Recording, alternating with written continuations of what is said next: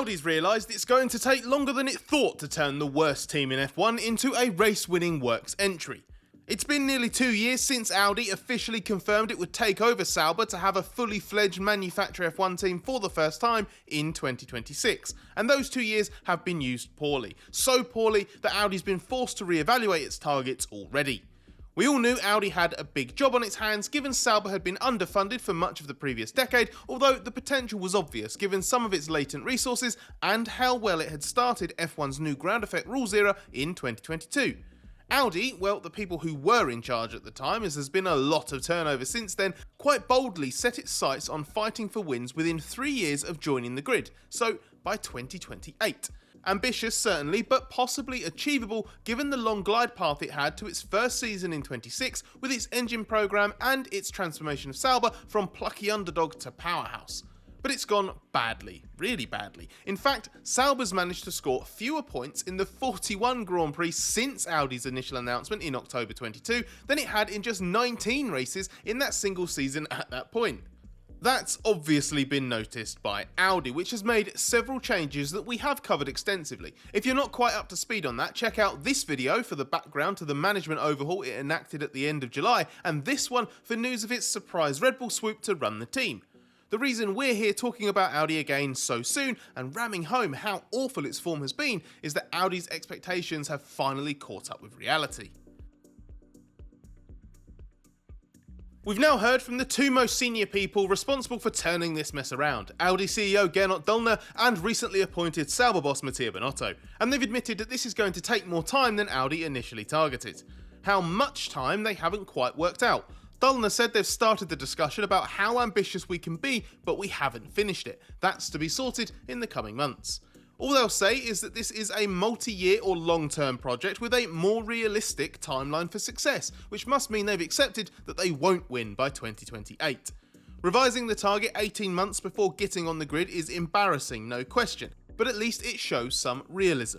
And it's not going too far in the other direction either. It's not a free pass for the team to continue to struggle in its final years as Sauber and then slowly ramp up as Audi from 26.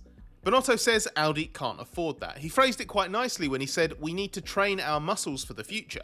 This is a long-term project that also needs some immediate improvements. Binotto admits the team's current position is very painful and comes at the cost of setting the necessary foundation for the Audi era. Binotto has first-hand experience inside a team that eventually morphed into a championship winner, although Ferrari in the mid-1990s wasn't as troubled as Sauber is now. Binotto admits it is certainly different compared to what I was used to, but that just means he has a benchmark of where his new team needs to get to.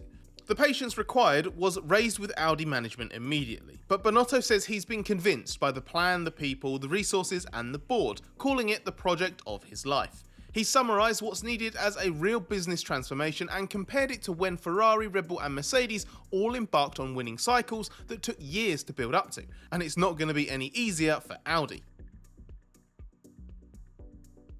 Admitting more time is needed means Audi underestimated F1 or the company and its appointments failed to make the most of the 2 years they've had already. Neither is particularly encouraging.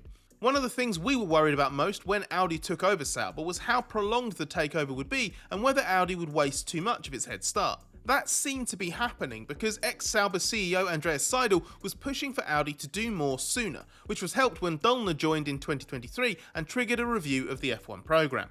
But that ironically led to Seidel's exit as greater Audi oversight sparked a power struggle with Audi's own Oliver Hoffmann that ended with both of them out the door and Binotto coming in as a one-person replacement. Döllner's review also generated a lot of speculation about whether Audi was considering pulling the plug on its F1 entry before it even joined, partly because Sauber's form was in freefall.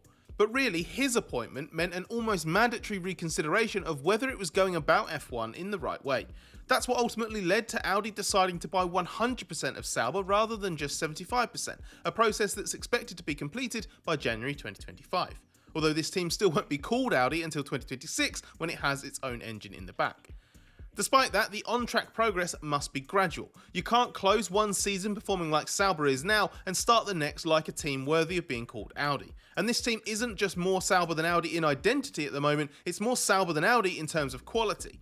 Döllner admits that, and while he rejects the notion that the last 2 years have been a waste, he accepts the transformation has only started a little and needs to speed up. So how bad is it? Well, Binotto's in a good place to judge. His Ferrari career spanned almost 3 decades and took him all the way through its technical structure to the very top of the engine side, overall technical director, and then running the team itself. After his initial visits to Hinwil and Neuberg to observe the team side and the engine development, Binotto says there's a lot to do. He was looking for a big challenge after Ferrari and admits this is even bigger than the one I was expecting. Though Binotto says Sauber's filled with great people, the list of things to ramp up was extensive: organisation, tools, processes, methodologies and facilities. Apart from that, Sauber's great. There was also a hint that the two sides haven't been working effectively together so far, as Binotto stressed the need to merge what they are doing and improve culture and mindset. He's talked specifically about needing to set up dedicated rooms for proper video conferences and having better organisation while keeping the meetings to a minimum because they're time consuming. On the engine work, Binotto's encouraged by the dyno testing done so far and talked up the organisation and facilities Audi has, but warned there is a learning curve against more experienced and prepared opposition. As a result, he's expecting to have some gap to recover, but how big the engine deficit will be, we'll have to wait until 2026 to find out, especially as there is still more than a year of development still to go with what Binotto calls an intense program. Dollner's adopted a combination role as Audi CEO and Sauber chairman, and it's always slightly worrying when a company executive says, "I will personally involve myself more intensively." Corporate interference is a death knell for an F1 project. Just let the people who actually know F1 do their jobs. But given Dollner the benefit of the doubt, based on what else he's said, we think what he means is that he's backing the project and following it more closely rather than trying to call the shots. The intention is to make the F1 team almost a ring-fenced entity that essentially operates separately from Audi itself. Binotto's dual Sauber CEO and CTO role gives him clear authority, and he reports directly to Dollner. Meanwhile, Jonathan Wheatley will arrive from Red Bull, where he's currently sporting director, to be the team principal. Wheatley doesn't join until next summer, so until then, it's possible that current team representative Alessandro Aluni Bravi continues to perform some low-level team principal duties on site. Binotto says he would support this, but doesn't intend to step in as interim team principal on the ground at every race, as he wants to devote more time at the factories in Switzerland and Germany, where he says we need to develop the most.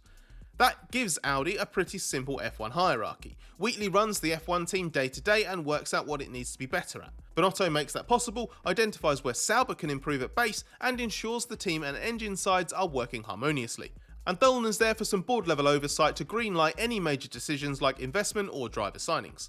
The Audi supervisory board still ultimately has final say on the biggest topics, and Dollner says if there would be a final decision needed, he and board member Jürgen Rittersberg would take it, but he doesn't think it will come to that. Dollner only wants them to be the link between the F1 project and what he calls corporate Audi, nothing more. And he says Audi's totally aware that it's necessary to keep this project away from Audi's own in-house processes, at least on sporting and technical matters. Marketing activities and sponsorship, Audi will have a bigger say in.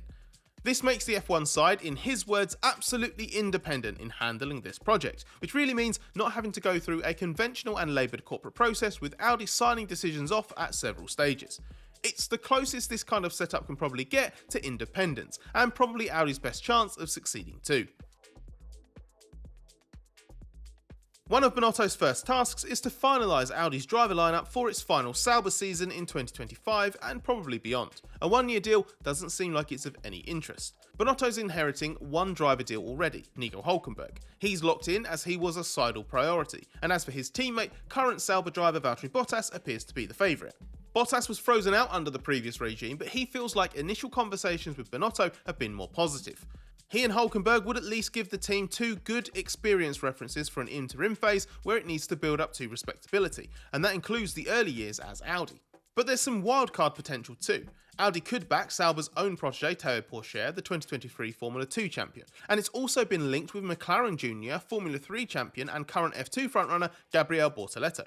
It'll come down to what Binotto wants. This project has medium and long-term objectives, and he thinks there are two valid routes to achieve them: invest in youth now, or have more experience in the short term and then move to something different. They're listening to all potential drivers and evaluating the pros and cons. When Binotto spoke to the media, which was at the end of the Italian Grand Prix weekend, he said that today, "I don't think we're in position to answer."